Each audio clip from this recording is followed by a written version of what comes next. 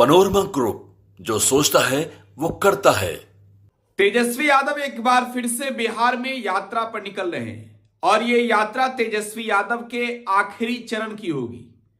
दरअसल नेता प्रतिपक्ष व आरजेडी के नेता तेजस्वी यादव बिहार में अपने कार्यकर्ताओं के साथ इन दिनों संवाद कर रहे हैं। बिहार के किसी राजनीतिक दल के पहले व्यक्ति तेजस्वी यादव है जो बूथ स्तर तक के अपने पदाधिकारियों के साथ बैठकर रणनीति बना रहे हैं और तेजस्वी बिहार की राजनीति के पहले वो व्यक्ति हैं जो सीधे 1-to-1 बातचीत कर रहे हैं। बिहार में विधानसभा के चुनाव होने हैं और इस चुनाव को जीतने की रणनीति तेजस्वी यादव की है और अब इसका आखिरी पड़ाव है उत्तर बिहार के वो इलाके जहां बीजेपी, जेडीयू और एलजेपी का गढ़ है। तेजस्वी उस किले को ध्वस्त करने जा रहे हैं। आपको मालूम है आखिरी में तेजस्वी ने उन इलाकों को चुना है जहां आरजेडी कभी मजबूत स्थिति में थी, कमजोर हुई और एक बार फिर से इस विधानसभा के चुनाव से पहले अपने कार्यकर्ताओं के साथ सीधा संवाद करके तेजस्वी अपनी पार्टी को नई ऊर्जा देने में लगे। आखिरी पड़ाव में तेजस्वी यादव बिहार के सीवान, सारण और वैशाली जिले में अपने कार्यकर्ताओं के साथ संवाद करेंगे और इसमें एक जिला वैशाली, जहां के राघोपुर विधानसभा सीट से खुद तेजस्वी यादव बिहार विधानसभा के सदस्य बने। खैर, हम बात करेंगे सीवान की, सारण की और बात करेंगे वैशाली की। आपको मालूम है सीवान के बारे में जब चर्चा होती है, जिक्र होती है, तो नाम एक सामने आता है शहाबुद्दीन का। अब इस दुनिया में नहीं है शहाबुद्दीन, लेकिन दिवंगत शहाबुद्दीन के नाम के बिना सीवान की चर्चा आरजेडी के लिहाज से अधूरा होगा। राष्ट्रीय जनता दल के कुनबे को एक वक्त में शहाबुद्दीन ने इस कदर मजबूत किया था कि सीवान हो या फिर सारण, आरजेडी की लहर चल रही थी।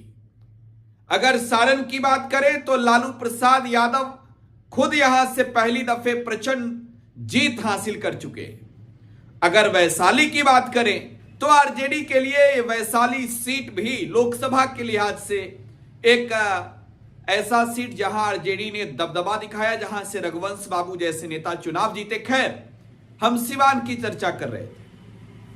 29 जनवरी की देर शाम तेजस्वी यादव सीवान पहुंच जाएंगे। सीवान में कार्यकर्ताओं के साथ बैठकर इस बार तेजस्वी ये रणनीति बनाएंगे कि बिहार विधानसभा के चुनाव में किस तरीके से जीत हासिल करनी है। तेजस्वी यादव सीवान में बैठकर इस बात पर भी मंथन करेंगे कि 2024 के चुनाव में राष्ट्रीय जनता दल के वोट आखिर गबड़ाए कैसे। आपको मालूम है कि सीवान के लोकसभा चुनाव में शहाबुद्दीन की पत्नी हिना साहब निर्दलीय ही चुनावी अखाड़े में उतर गई। लिहाजा जेडीयू की एक बार फिर से जीत हुई। यहां पर भले ही जेडीयू ने कैंडिडेट बदला, आरजेडी की भी बुरी तरीके से हार हुई। अब सीवान की सीट को जीतने के लिए विधानसभा के चुनाव में जो सीवान के तमाम विधानसभा सीट हैं, तेजस्वी एक बड़ी और सशक्त रणनीति अपने कार्यकर्ताओं के साथ बैठकर बनाने वाले हैं। इसके अलावे सारण की अगर मैं बात करूं तो सारण जहां से रोहिणी आचार्य खुद चुनाव लड़ी, लालू प्रसाद यादव की वो बेटी जिन्होंने अपने पिता के लिए अपनी किडनी तक दे दी, रोहिणी चुनाव लड़ी। हालांकि हार का सामना करना पड़ा और ये बीजेपी ने अब इसे सारण सीट को अपना गढ़ बना लिया है। तेजस्वी भाजपा के किले को, जो किला बन रहा है, उसे ध्वस्त करेंगे अपने कार्यकर्ताओं के साथ बैठकर। खासतौर पर सीवान और सारण का जो इलाका है, इसमें 3 लोकसभा सीट है। एक सीवान, दूसरा महाराजगंज और तीसरा सारण। महाराजगंज और सारण जो सीट है ये भारतीय जनता पार्टी के खाते में है, सीवान जेडीयू के खाते में और वैशाली एलजेपी के खाते में है। तो इस बार जो तेजस्वी की यात्रा होगी, इस यात्रा के जरिए वो ना सिर्फ भाजपा और जेडीयू के किले को ध्वस्त करने की रणनीति बनाएंगे, बल्कि राष्ट्रीय जनता दल लोजपा के किले को कैसे ध्वस्त करेगी, क्योंकि लगातार जो है वो जीत चिराग की पार्टी को मिल रहा है वैशाली सीट पर।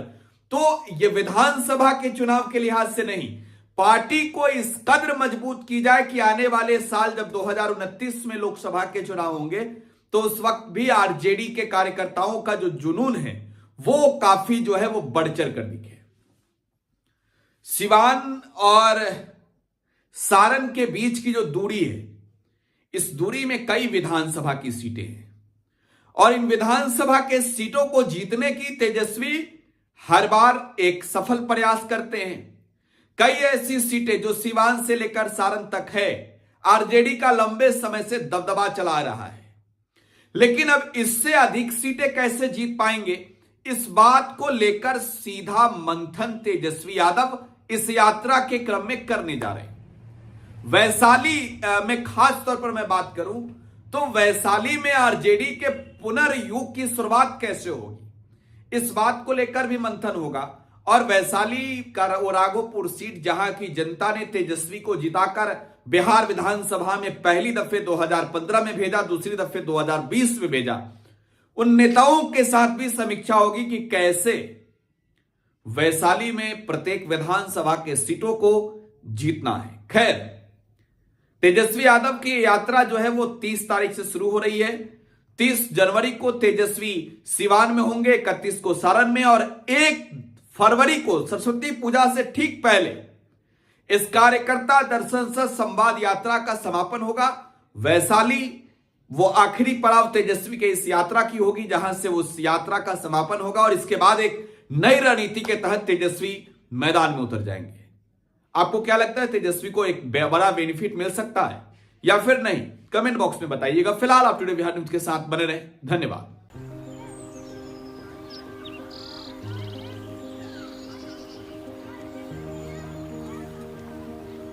एक बात बतावा, तू हमेशा बड़े बाजार से होकर घर काहे जात बार? पगडंडी से जल्दी पहुंच जाई। अब का करी, मन बहलावे खातिर जाइला, सामान खरीदे हैसियत ना बा, उ देख के मन के समझा लेतानी। बात ता सही कहता। कभी कभी सोचे तानी पैसा रही ता राहुल खातिर टिफिन, ओकरा पापा खातिर जूता और गुड़िया खातिर रंग सब ले लेही। अब फिक्र मत कर। सुनल माई बहन मान योजना के बारे में का हो? तेजस्वी जी वादा कइले बारन कि अब की बार नई सरकार बनते ही हमके हर महीने 2500 रुपए मिली। अब दिन बदल जाई। अरे वाह, मतलब सच में दिन बदल जाई। माई बहन योजना, महिलाओं की समृद्धि, बिहार की प्रगति।